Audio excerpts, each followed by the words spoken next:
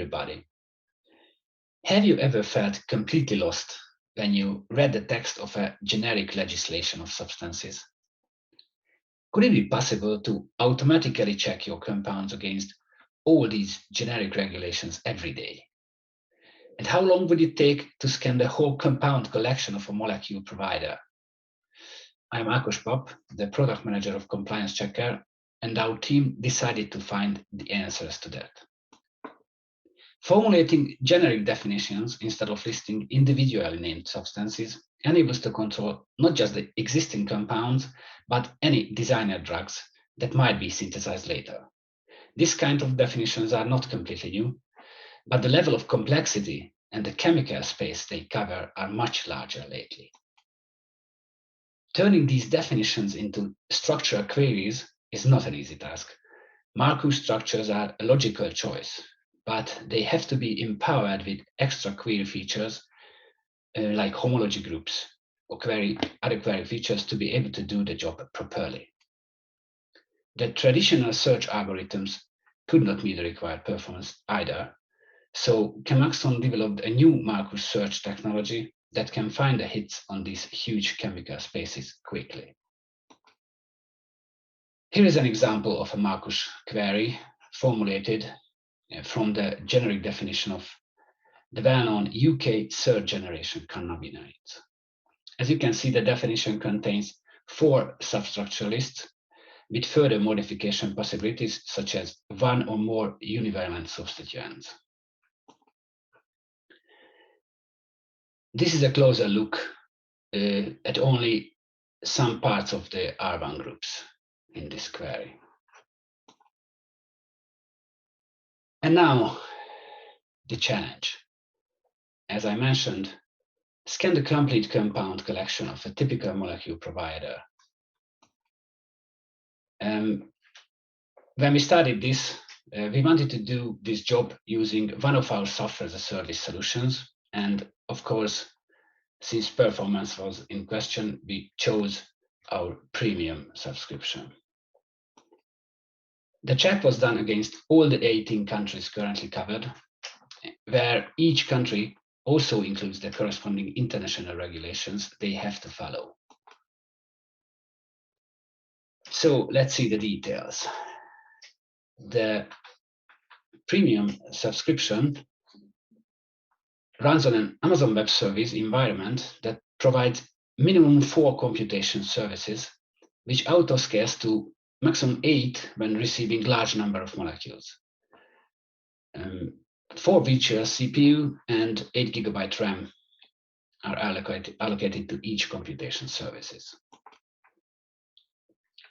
We used the compound collection of Molport, which contains about 46 million unique compounds. The molecules were submitted as CSV files, each containing about 500,000 SMILES and IDs. And the results, first of all, the performance.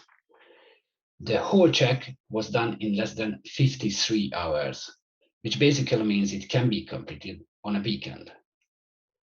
Let's how many controlled substances we found. There were about 1.3 million hits, which is 2.7% hit rate. Several compounds were hit in more countries, so counting them only once results in about 700,000 only. 500,000 molecules were found only by a single regulation, and if we remove the international regulations that are included in several countries, then 480,000 remain.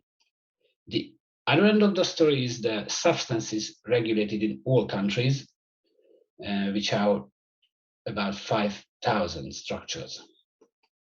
And finally, the highest number of regulations found for a single molecule is 28.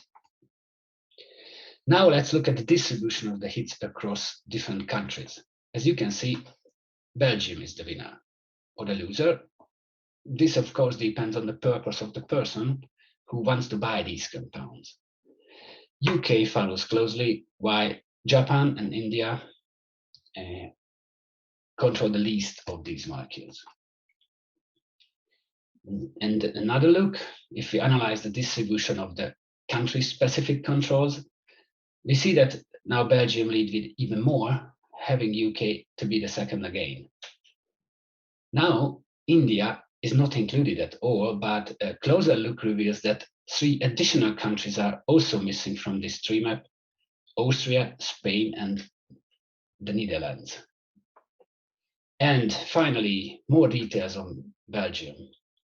The majority of the 357,000 compounds are found in this regulation on narcotics, psychotropics, and sedatives.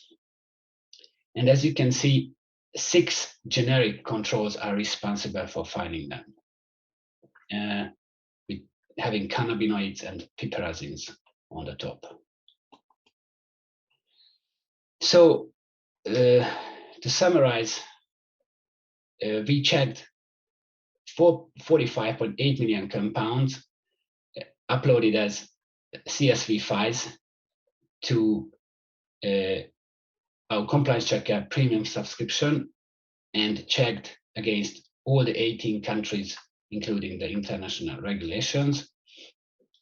And this whole job took about a weekend. So this is possible. This is the answer to my first question when I started the presentation.